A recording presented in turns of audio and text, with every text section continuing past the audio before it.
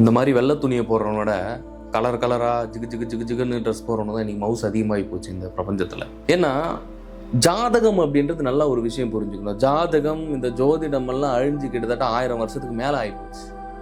அதெல்லாம் சித்தர்கள் காலத்திலேயே முடிஞ்சு. ஏன்னா 1064 கலைகளில் இதெல்லாம் ஒரு கலைகள் தான். இந்த ஜாதகம் பார்க்கறது, ஜோசியம் பார்க்கறது, இதெல்லாமே ஒரு கலைகள் தான் அப்படின்றத நீங்கள் என்னைக்கு புரிஞ்சுக்க போறீங்க. ஏன்னா கலை அப்படின்றது எதிரில் இருக்கக்கூடிய மனிதனுடைய ஒரு மனதை ஒரு யூகிக்கிறது தான் அது. ஆனால் மற்றபடி இன்னைக்கு இருக்கிற காலகட்டத்தில் வந்து எல்லாரும் உணர்ந்து ஜாதகத்தை படித்தாங்கன்னா தன்னுடைய உணர்வுலேருந்து கொண்டு வந்தாங்களா அப்படின்னா அப்படிலாம் யாரும் கிடையாது. சும்மா ஏமாத்தின்னு இருக்கும். இந்த ஜாதகம் எப்படி உன்னுடைய வாழ்க்கையை மாற்றுன்றது முதல்ல நீ புரிஞ்சுக்கணும். நீ அது ஒரு கலை தான். அப்படி ஜாதகம் வாழ்க்கையை மாற்றுறதா இருந்தால் அவனுடைய வாழ்க்கையை மாற்றி இருக்கணும்ல. அவன் இதுக்கு உட்காந்துட்டு ஒரு இடத்துல உட்காந்து ஜாதகம் பார்த்துட்டு உட்காந்துட்டு இருக்கான். டேட் ஆஃப் பர்த் கூட அதை கூட இதை கொடுத்து அப்படி உனக்கு நீ கல்யாணம் பண்ணியிருப்ப. அப்படி நீ கல்யாணம் பண்ணியிருந்தனா உன்னுடைய வாழ்க்கை மேம்பட்டு இருக்கணும்ல. நீ ஜாதகம் பார்த்து தானே கல்யாணம் பண்ணியிருக்கிற. ஜாதகம் பார்க்காம கல்யாணம் பண்ண. நீ ஜாதகம் பார்த்து தானே கல்யாணம் பண்ணியிருக்க. அப்ப ஜாதகம் பார்த்தும் கல்யாணம் பண்ணியும் ஏன் ஒரு ஹஸ்பண்ட் அண்ட் ஒய்ஃபுக்கு ஏன் அவ்வளவு பிரச்சனைகள் ஏற்படுது ஒரு குடும்ப வாழ்க்கையில? ஏன் ஒரு இல்லற வாழ்க்கையில ஒரு மகிழ்ச்சி கிடையாது? ஏன் ஹஸ்பண்ட் அண்ட் ஒய்ஃப்க்கு, அதாவது கணவன் மனைவிக்கு ஏன் ஒத்து போகல அப்படின்றத கொஞ்சம் இங்க அறியணும். ஏன்னா இங்க ஜாதகம் இதுக்கெல்லாம் அப்பாற்பட்டு ஒரு விஷயம் இருக்கு. இந்த தான் கர்மா அப்படிங்கிறது. இதுதான் சித்தர்கள் வலியுறுத்துறது. இந்த கர்மாவை நீ குறைச்சிக்காம நீ என்னதான் ஜாதகம் பார்த்தாலும் சரி, நீ ஜாதகம் பார்த்து கல்யாணம் பண்ணா கூட சரி, உன் வாழ்க்கை இப்படிதான் இருக்கணும்னா அப்படிதான் இருக்கும். அப்படி ஜாதகம் பார்க்கிறவரா இருந்தா ஏன் அவரும் ஜாதகம் பார்க்கறாருல? பார்க்கறாரு தானே. அப்ப அவருடைய வாழ்க்கை நல்லா இருக்கணும்ல. அப்புறம் அவரு அதெல்லாம் விட்டுட்டு ஏன் வந்து ஜாதகம் பார்த்துன்னு உட்கார்ந்து இருக்கிறாரு? மக்கள் வந்து முழுமையா வந்து அறியாமையில் இருக்கீங்க. முதல்ல ஒரு விஷயம் புரிஞ்சுக்கோங்க. ஒவ்வொருவருடைய வினைகள் இங்க வேலை செய்யும் பொழுதும் ஒவ்வொருவருடைய கர்மா இங்க இருந்து வேலை செய்ய செய்ய செய்ய ஆழ்ந்த அதீத துன்பங்கள் ஒவ்வொருத்தருடைய வாழ்க்கையும் ஏற்பட்டுக்கிட்டே இருக்கும். ஏற்கனவே மாயையில இருக்கு. திருப்பி ஜாதகம் அப்படின்ற வேற ஒரு மாயையை கொண்டு வந்து உங்க வாழ்க்கையில திணிச்சுக்கும் போது என்ன எப்படி சரியாகும்? எத்தனை நாளைக்கு இன்னும் இந்த ஜோதிடம் ஜாதகத்திலேயே இருப்பீங்க? கொஞ்சம் தெரியலன்னா இங்கே ஒன்றும் பண்ண முடியாது. ஜோதிடம் இருக்குது, ஜாதகம் இருக்குது.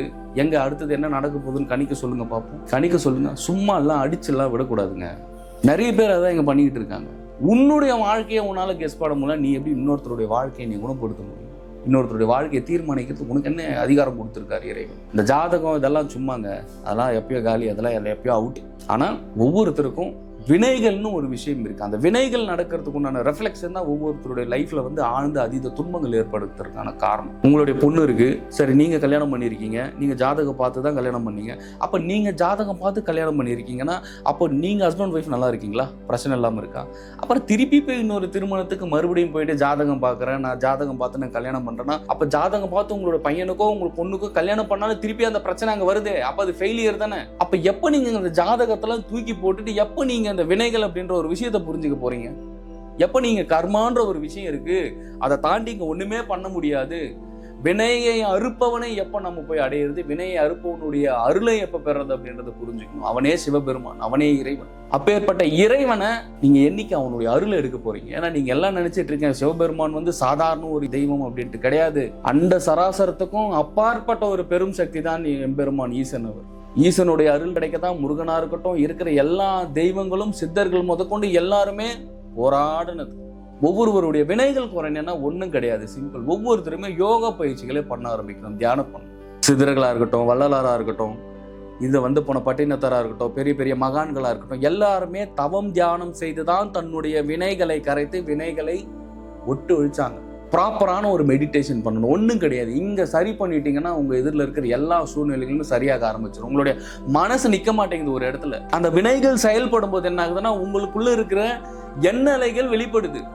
அந்த எண்ணலைகள் எந்த மாதிரியான ஒரு ஈர்ப்பை கொண்டு வருதுன்றதான் இங்க விஷயமே. அது பாசிட்டிவான எண்ணலைகளை கொண்டு வருதா இல்லை நெகட்டிவான எண்ணலைகளை உங்களுக்குள்ளார இழுக்குதா அப்படின்றது தெரிஞ்சுக்கணும். இது தெரியாம நான் வந்து என்ன நான் சரி பண்ணிக்கிறேன், நான் வந்து ஜோசியம் பார்க்குறேன், நான் வந்து ஜாதகம் பார்க்குறேன் அப்படி கிடையாது. உங்களுடைய ஆன்மாவை பற்றி தெரிஞ்சுக்கணும். ஒவ்வொருத்தருடைய ஆன்மா இருக்கு. இங்க இந்த ஆன்மா எத்தனை பிறப்புகள் எடுத்திருக்கு, இந்த ஆன்மா இங்க என்ன பண்ணிக்கிட்டு இருக்கு, இது என்ன அடுத்தது பண்ண போகுது அப்படின்ற ஒரு விஷயத்த நீங்க இந்த வினைகளை ஆராய்ந்து வினைகளை குறைச்சிக்கிறத பாருங்க. அவ்வளவுதான். நீங்க இந்த ஜோசியம் பார்த்து நான் கல்யாணம் பண்றேன், நான் ஜாதகம் பார்த்து நான் கல்யாணம் பண்றேன், ஒரு பிரோஜனமும் கிடையாது. அதால இரு மனங்களும் ஒன்றாக சேரணும். இரு மனங்களும் ஒன்றாக சேர்றதுக்கு அப்பாற்பட்டு திருமணம், அதுக்கு தான் அதுக்கு பேர் வச்சிருக்கான், திருமணம் அப்படின்னு. இந்த 3 மனசும் எப்போ ஒரு மனுஷனுக்கு ஒன்றாகுதோ, ஒன்று உன்னுடைய மனம், இன்னொன்று உன்னுடைய மனைவியுடைய மனம், மூன்றாவதா ஒரு மனம் இருக்கு, அதுதான் எம்பெருமான் ஈசனுடைய அருள் மனம். அந்த மனமும் ஒன்னா ஒரு மனுஷனுக்கு சேர்ந்துச்சனாலே அவன் வாழ்க்கை எங்கேயோ இருக்கும். அது இங்க சேராம தடுத்து வைக்கிறது என்னன்னா இரு மனங்களுடைய கர்ம வினையினுடைய பிரச்சனை தான். அப்போ இந்த கர்மாவை குறைக்கிறதுக்கு என்ன வழி இருக்கு? ஒரு நல்ல யோக பயிற்சியை, பிரம்மயோகம் போன்ற ஒரு உயர் ரக யோக பயிற்சிகளை ஒவ்வொருவருமே தீட்சை எடுத்து ரெகுலராக பயிற்சிகளில் ஈடுபட்டு கொஞ்சம் பயிற்சிகளை கொஞ்சம் மேம்பட்டு வரும்போது எளிமையா ஒவ்வொருத்தருடைய மனங்களிலும் சரி உள்ளங்களிலும் இருக்கக்கூடிய வினைகளை போக்கிறோம். இவ்வளவுதான். நான் வந்து கணவன் மனைவிக்கு பிரச்சனை, நான் போயிட்டு இங்க நான் வந்து ஜாதகம் பார்க்குறேன், நான் இங்க போயிட்டு பேர்ராசி பார்க்குறேன். யோ எப்பயா என்னையா எந்த காலத்துலயா இருக்கும்? சித்தர்கள் எல்லாம் அப்டேட் ஆகிட்டு இந்த விஷயத்தை பரிபூர்ணமா தெரிஞ்சுக்கிட்டு எப்பயோ தன்னுடைய வினைகளை கரைக்கணும். வினை தான் இங்க வேலை செஞ்சுக்கிட்டு இருக்கு. ஒவ்வொருத்தருடைய கர்மா தான் வேலை செஞ்சுக்கிட்டு இருக்கு. இந்த கர்மாவை காலி பண்ணுன்ட்டு அவன்லாம் எப்பயோ தெளிஞ்சுட்டாயா. அவன் தெளிஞ்சுட்டு கொடுத்துட்டு போனதாயா மிகப்பெரிய சூட்சமமான ரகசியமான யோக கலைகள்.